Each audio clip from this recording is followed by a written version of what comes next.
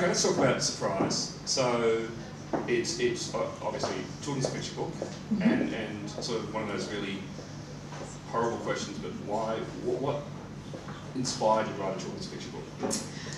I get that question a bit because people think when they hear I write a children's book, they think, oh, you write children's books. Well, no, I usually write adult stuff. And I don't really like to distinguish between genres. Like, I write the story, the narrative that comes to me in the way that I think it needs to be told. And this story actually, in Surprise, is inspired by a true story that happened to me. And I thought it was just perfect for a children's picture book that I thought that I wrote, and I submitted to some competitions and submitted it the usual, typical way to publishing houses. And how hard was that? How? I got rejected, obviously. It did well in a competition I went into last year, and I didn't submit it to very many publishing houses, only about 4 or 5. And I could have kept going that journey of for however long it may have been before it might have been picked up, but then in December I made the choice that I would stop there and then take it my own way and self-publish it myself. And so when you submitted, was it just the text, yes, or just the picture? Just the text, because my illustrator is in the audience. Yes, she is. Kim is just there. Yeah, it was just the text, because publishing houses really don't like you to apparently submit, like you write in your submission and, oh, I think so-and-so would be brilliant to do this, because they like to marry the... really? Yeah. Oh, that's interesting. You'd think that the pictures would be such a strong part of the story.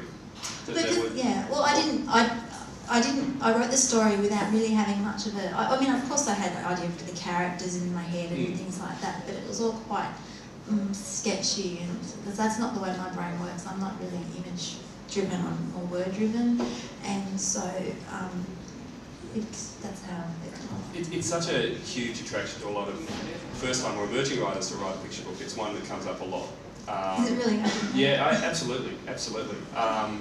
And even like in the last festival, people were looking for more people like Coach Yor said, you were looking for you. And you got those people wanted to email you and ask you questions. Yes, they did. That we politely deflected.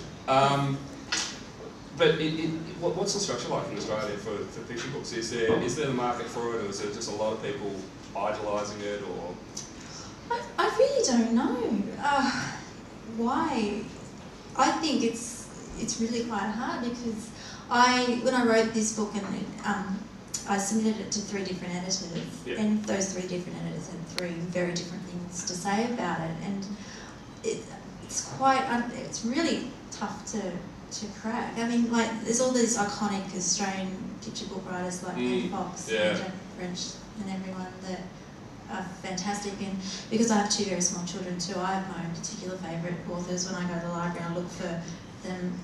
Like, my personal favourites are Emily Rodder and Pamela Allen. I think they're just wonderful. So, but you got to remember sometimes that I'm just coming into this kind of thing because I haven't read picture books myself in 20 years. But these people who I'm rediscovering now were around 20 years ago. Yeah. The longevity of it is quite for those people, but then you've got to remember behind the scenes there's probably lots of other people that didn't quite make it so much.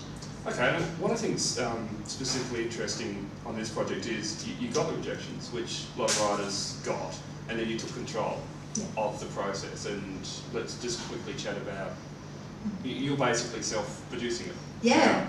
Like, I've created my own little imprint, Miscellaneous Press, which is a sort of ties in with the miscellaneous, because my blog's full name is Miscellaneous Adventures of the Australian Mum, so so miscellaneous sort of tied in with that. But you went to the point of you've got the printing deal, which from memory is in Singapore and arranged. Yeah, I did a lot of research. I researched. Oh no, like, you go to the library and you opened up. I've gone through every book pretty much and say, okay, well, this was printed here, this was printed there. The printing's not really done in Australia so much, it's all in Asia, so I had to go and email Asia and and... Actually, you actually went to Singapore and checked them out? No, that's what the internet's for. Yes. They have lovely and websites and things, that you can research and you've got the distribution deal? No. Well, I'm not. Not allowed to say? Okay, I can't ignore say that question. anything yet, Yes.